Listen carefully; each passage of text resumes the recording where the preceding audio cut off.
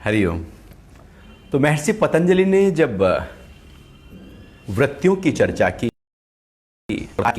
वृत्तियां 5 प्रकार की होती हैं, तो उसमें से प्रमाण, विपर्य, विकल्प, निद्रा की बात हम करते आए हैं और आज हम बात कर रहे हैं स्मृति की। स्मृति 5वीं वृत्ति, अंतिम वृत्ति।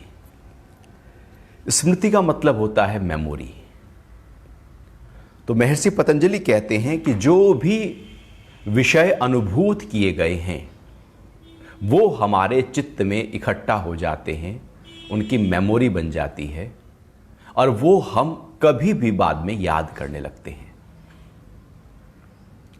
हम जो भी कर्म करते हैं इंद्रियों से, मन से, बुद्धि से या बाहर कुछ हो रहा है तो वो सब हमारे चित्त के अंदर रजिस्टर हो रहा होता है। यहां ऐसा कुछ भी नहीं है जो रजिस्टर नहीं होता।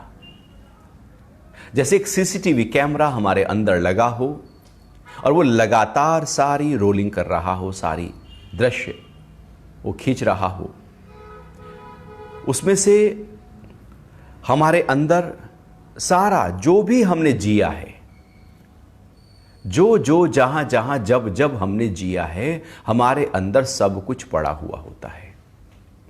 कुछ थोड़ा उभरा हुआ होता है, कुछ थोड़ा दबा हुआ होता है, कुछ थोड़ा और गहरे स्तर पर दबा हुआ होता है, लेकिन होता सब कुछ है। जो भी कर्म थोड़ी सी भी आसक्ति और थोड़े से भी अहंकार और थोड़ी सी भी रुचि से कर लिया जाता है वो सब हमारे चित्त के अंदर इकट्ठा हो जाता है। और जब वो हमारे चित्त के अंदर इकट्ठा होता है तो वो हमारा हिस्सा बन जाता है। अब उससे नकारा नहीं जा सकता और उसी को ही स्मृति कहते हैं। स्मृति मतलब वो घटना, वो अनुभव जो पहले कभी हमने जिए थे, अनुभव किया था, उसका याद आ जाना। याद आ जाना, अरे 10 साल पुराना दोस्त मिला है, वो याद आ गया, लेकिन अभी वो बिल्कुल याद नहीं था, 10 साल से बिल्कुल भी याद नहीं था। अचानक कोई चीज सामने आई तो हम एकदम उसको याद कर लेते हैं। वो याद कैसे करते हैं? क्योंकि वो हमारे अंदर कहीं ना कहीं गहरे स्तर पर पड़ा होता है। और ये स्मृति ऐसा नहीं है कि केवल और केवल ये अभी की है, आजकल की है। ये महीनों सालों की स्मृति हमारे अंदर पड़ी है और इस जन्म की तो है ही है, और न जाने कितने जन्मों की स्मृतियां हमारे अंदर पड़ी हुई हैं। लेकिन सारी जो स्मृतियां हैं, सारी जो मेमोरीज हैं, उनको हम याद नहीं रख सकते। और वो एक प्रक्रिया है हमारे प्राण की, चित्त की, कि वो सबको याद भी नहीं रख सकता, लेकिन वो दबी रहती है। क्योंकि जीवन में थोड़ा सा दुखी हम याद करें तो परेशान हो जाते हैं, दुखी हो जाते हैं। और यदि सारे के सारे दुख इकट्ठा होकर एक साथ याद आ जाएं तो व्यक्ति तो जीवन जी ही नहीं सकता। जीवन को जीने के लिए जरूरी है पुरानी चीजों का भुला देना। जीवन में कोई बड़ा दुख, कोई बहुत ही अपना अजीज गया हो, उसकी मृत्यु हुई हो, तो समय धीरे धीरे भुला देता है। भुला देता है क्योंकि नई चीजें, नई परतें और ऊपर उसके आने लगती हैं। पुरानी बातें मन इसलिए भुला देता है क्योंकि अब नई नई स्मृतियां इकट्ठी होती जा रही हैं और वो स्मृति कहीं दबती जा रही है।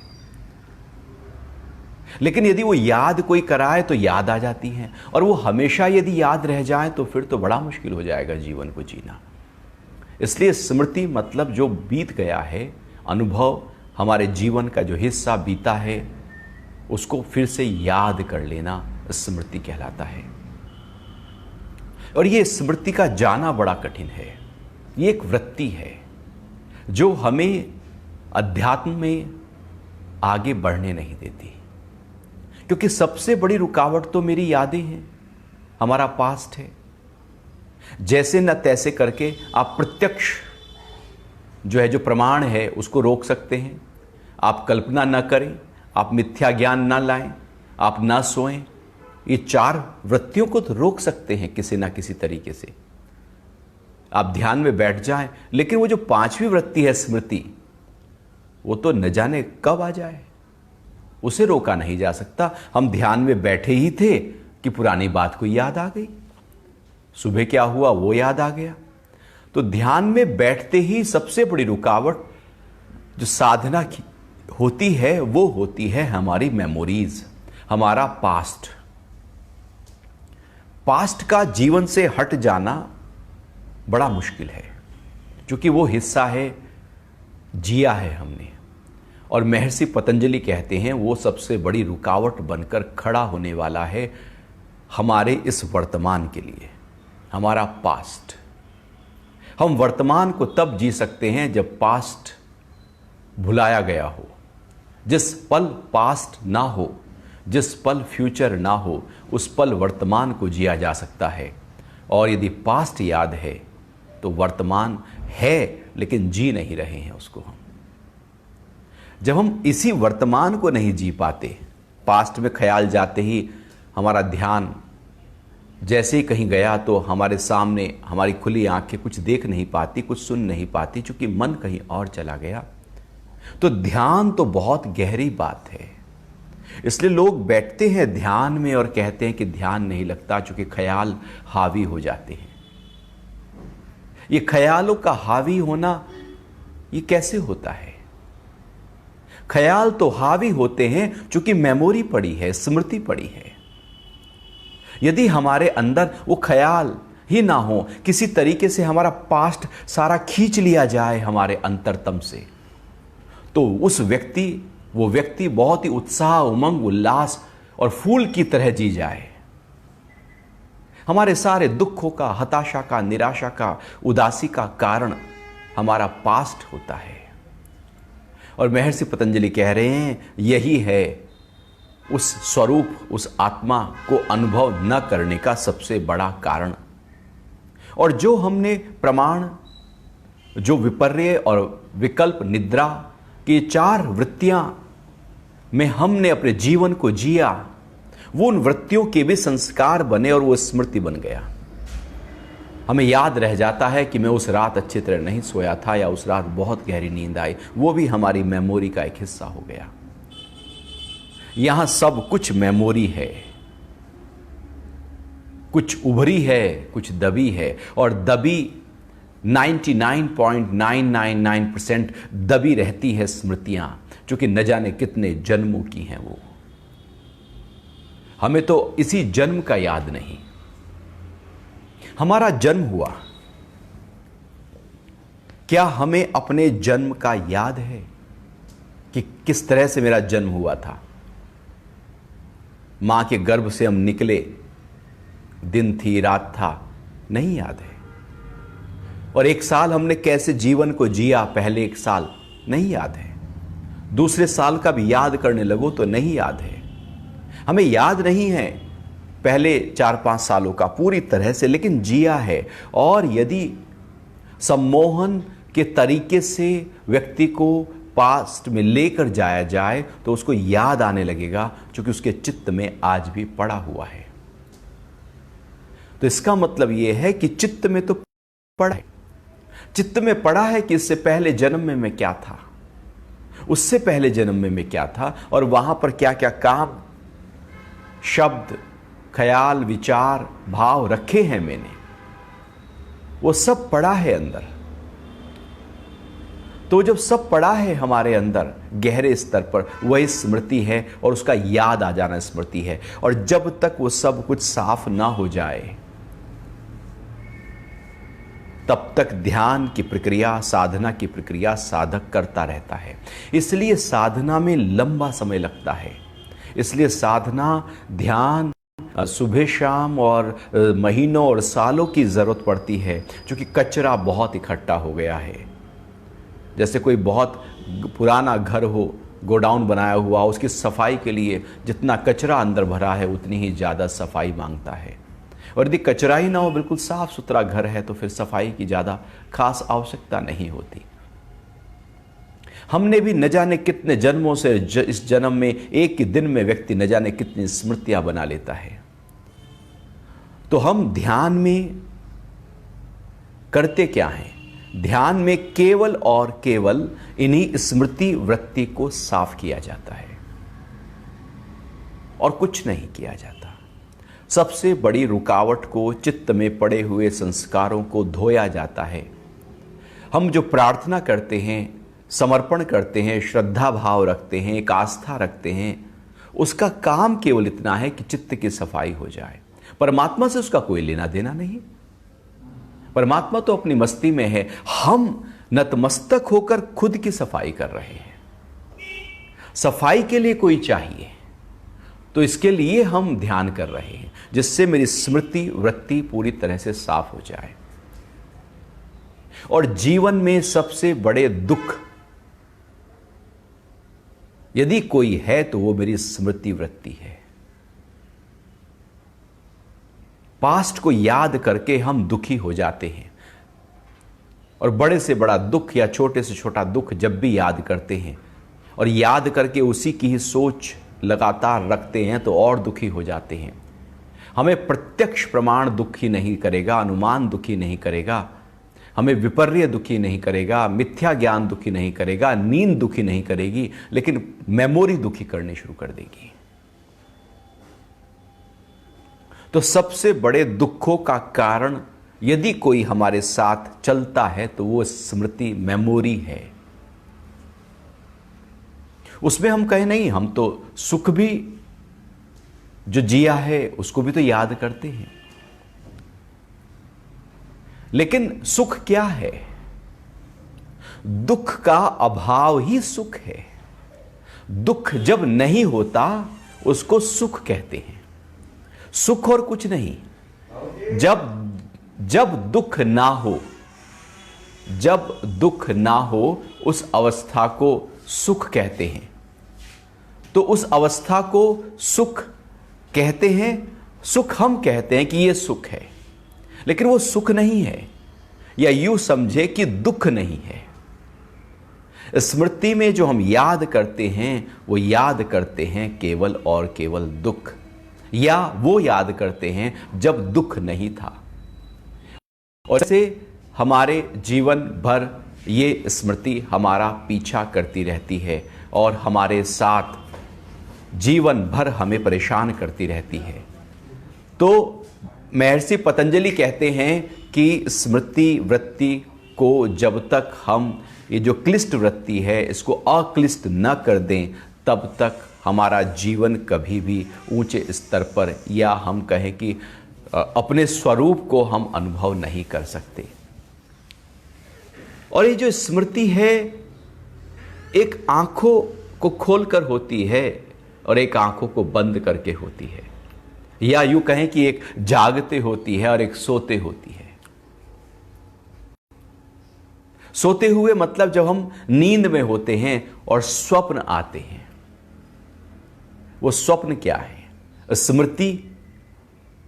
स्वप्न में जब पास्ट याद आता है, स्मृति उभरती है, तो उसको स्वप्न कहते हैं। है मेमोरी कि दिन में क्या बीता, भले वो मेमोरी स्टेप बाय स्टेप ना हो, व्यवस्थित तरीके से ना हो, मिक्स हो, मिली जुली सी हो, खिचड़ी सी बन गई हो, और वो कहीं का हाथ कहीं का पैर इकट्ठा होकर कोई एक स्वप्न हमारे सामने आया हो।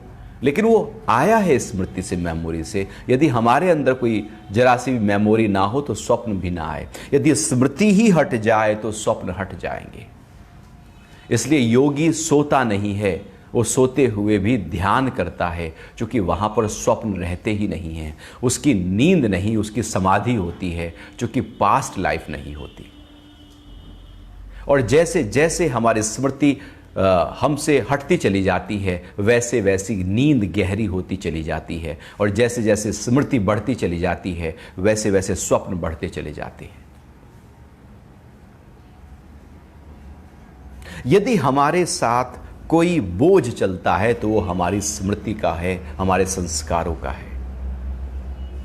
व्यक्ति जब पास्ट के किसी ख्याल को लेकर वॉक कर रहा होता है, आप देखना उसको देखकर ऐसा लगता है जैसे कितना बोझ इसके ऊपर रखा हुआ है। उसका सिर झुक जाएगा, वो धीरे धीरे ऐसे चल रहा होगा।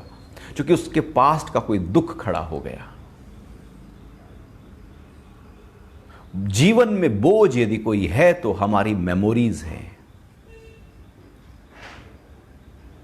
और जीवन की जीवंतता यदि कोई है तो वो मेमोरी के अलग है, परे है, उससे उठ जाना है। जीवन पास्ट में नहीं बहता, जीवन तो अभी में बह रहा है, इस पल बह रहा है। एक पल जो बीत गया वहां जीवन नहीं, अब वो खत्म, मृत हो गया। अगला पल अभी आया नहीं, उसका पता नहीं। अभी का पल तो इस पल है, जीवन तो इस पल बह रहा है, और स्मृति इस पल को खा जाती है। स्मृति इस वर्तमान को, अभी को, नाव को, जिसको पतंजलि ने कहा अथ, उसको खत्म कर देती है हमारी मेमोरी, क्योंकि पास्ट खड़ा हो गया। और ये स्मृति सात्विक, राजसिक और तामसिक 3 प्रकार की होती है। कुछ बहुत अच्छी स्मृति होती है कि हमने बहुत अच्छा कर्म किया, दान किया, पूजा पाठ की, सत्संग किया, सात्विक वृत्ति पैदा हुई। एक राजसिक वृत्ति पैदा हुई कि हमने बहुत कर्म किए, बहुत अच्छे सोसाइटी अपने लिए काम किया, धन कमाया।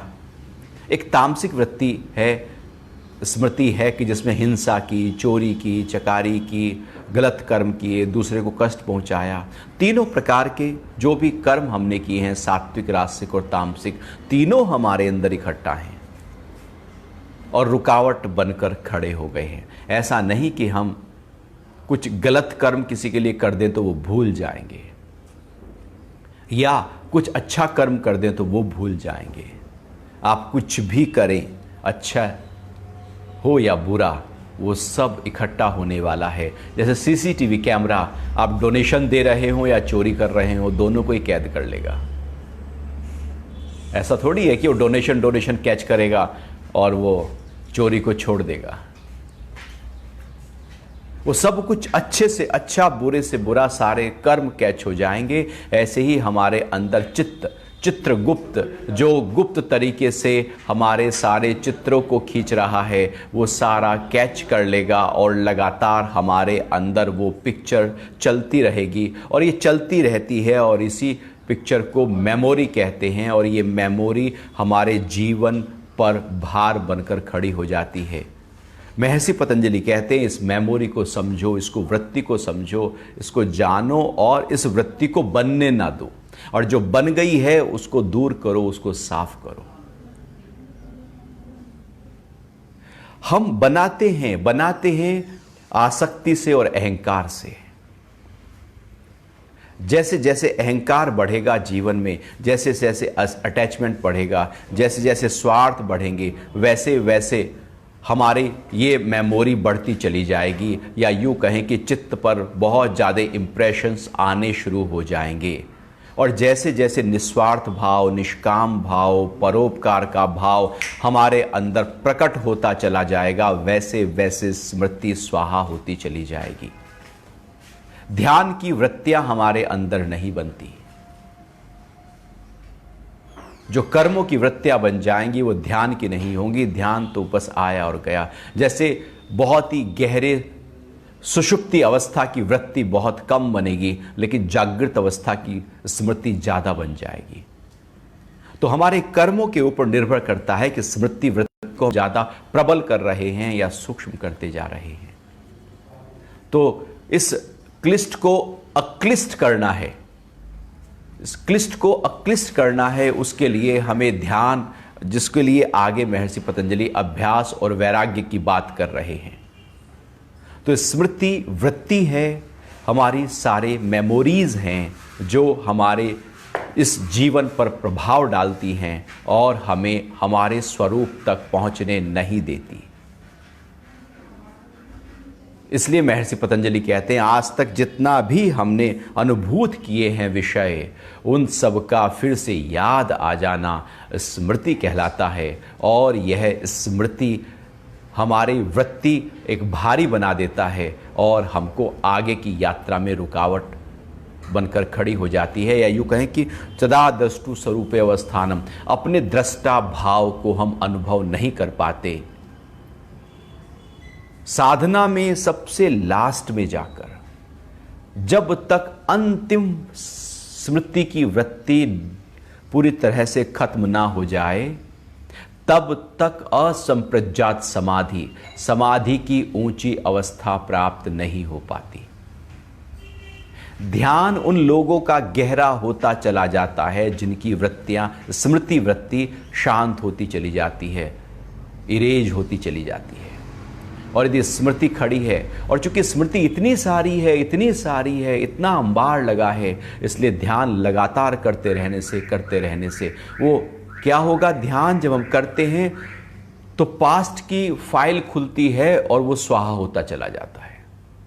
केवल ध्यान में पास्ट खुलता जाता है और स्वाहा होता चला जाता है, और यह प्रक्रिया लगातार चलती रहती है। प्रार्थना में यही होता है कि पास्ट खुलता है, स्मृति खुलती है और स्वाहा होती चली जाती है। इस तरह से चित्त की सफाई होती जब आखिर में साधना के भी संस्कारों का नाश हो जाए, तब उस अवस्था को असंप्रज्ञात समाधि कहते हैं। उसी को महर्षि पतंजलि कैवल्य कहते हैं, मोक्ष या मुक्ति कहा जाता है। यदि एक भी मेमोरी हमारे अंदर रह गई तो मुक्ति नहीं है।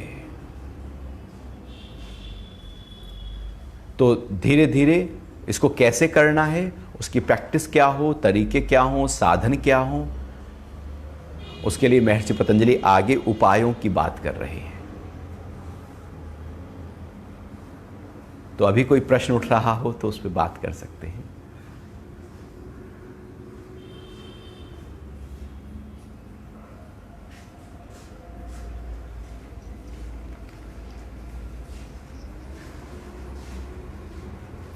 वृत्ति और संस्कार, वो वृत्ति जो हमारे चित्त पर इंप्रेशंस डाल रही है, वो संस्कार कहलाएगी। वो वृत्ति जो चित्त पर इंप्रेशंस नहीं डाल रही है, क्योंकि वृत्ति क्लिष्ट भी हो सकती है, अक्लिष्ट भी हो सकती है, बंधन का कारण भी हो सकती है, तो मुक्ति का कारण भी हो सकती है। जैसे आप ध्यान के लिए बैठे हैं, एक वृत्ति तो बन रही है ना ध्यान के लिए, लेकिन वो वृत्ति बंधन का कारण नहीं, मुक्ति का कारण बनी हुई है। और हम कोई गलत काम कर रहे हैं, सकाम कर रहे हैं, तो वृत्ति बांधने का कारण बनी हुई है। वृत्ति अच्छी भी हो सकती है, वृत्ति बुरी भी हो सकती है, क्लिष्ट भी हो सकती है, अक्लिष्ट भी हो सकती है। चाकू से फल भी काट सकते हैं, अंगुली भी काट सकते हैं। तो वृत्ति वृत्ति है, लेकिन वो किस तरह से आसक्ति और अहंकार से पैदा हुई तो बांध लेगी, उसके बिना हुई तो मुक्ति में सहायक हो जाएगी।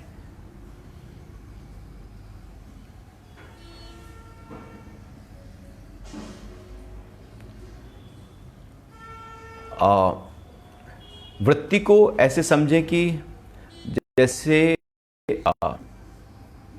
समुद्र में लहरें होती है ना, वेव्स होती हैं, ऐसे ही हमारे चित्त में लगातार एक जैसे थॉट कहें आप, या कोई इमेजिनेशन कहें, जिसको 5 प्रकार में बताया है। किसी भी रूप में जब हमारे भीतर की शांति में लहरें उत्पन्न होती हैं, उन लहरों को वृत्ति कहा जाता है। जब हमारे स्वरूप में हलचल पैदा होती है, और वो हलचल या तो बाहर के कारण से पैदा होती है, हम कुछ देखते हैं, सुनते हैं, अनुभव करते हैं, या चित्त में पड़े हुए संस्कारों के कारण से पैदा होती है, तो वो हलचल को वृत्ति कहते हैं।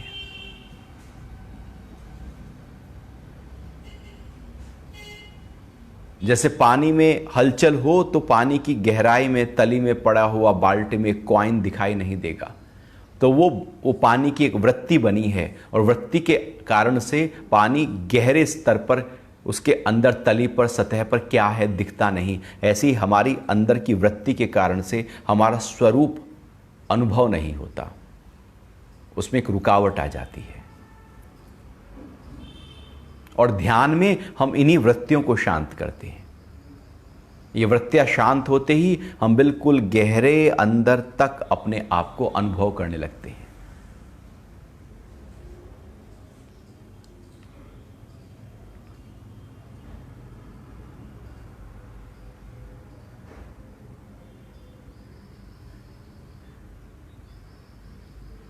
विकार का मतलब होता है वो संस्कार। विकार का मतलब है काम, क्रोध, लोभ, मोह, अहंकार। हमारी एनर्जी जब बिखर के डिस्टर्ब होकर बाहर की तरफ बहे या अंदर की तरफ बहे तो उसको विकार कहते हैं। जैसे क्रोध है, एनर्जी जो करुणा के लिए थी, प्रेम के लिए थी, वो क्रोध में कन्वर्ट हो गई। काम वासना जो ब्रह्मचर्य के लिए थी वो काम वासना में चली गई।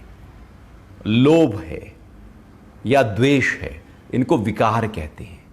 अर्थात जब एनर्जी डिस्टर्ब हो जाए बॉडी की और वो बाहर की तरफ जाकर कर्म बनाना बहुत तेजी से शुरू कर दे।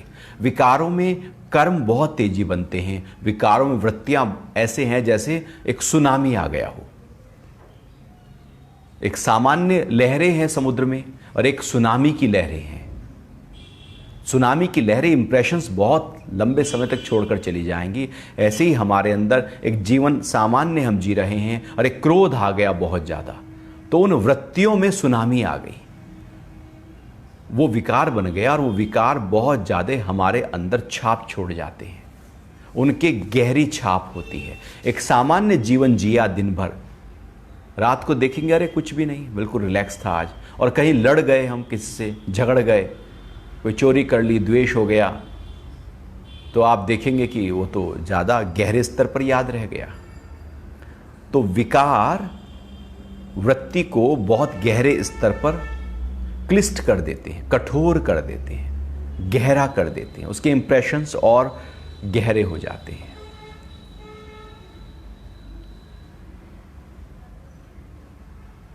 तो एक हुआ वृत्ति, एक हुआ संस्कार जो इकट्ठा हो गए, और विकार हैं एनर्जी का इम्बैलेंस होकर बहना, या तो अंदर ही अंदर बहना या बाहर की तरफ बहना, लेकिन वो इम्बैलेंस है।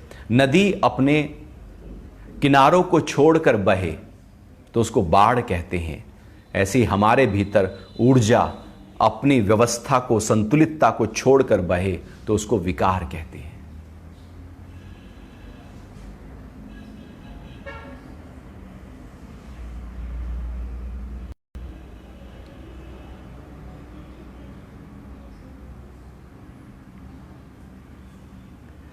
हरिओम।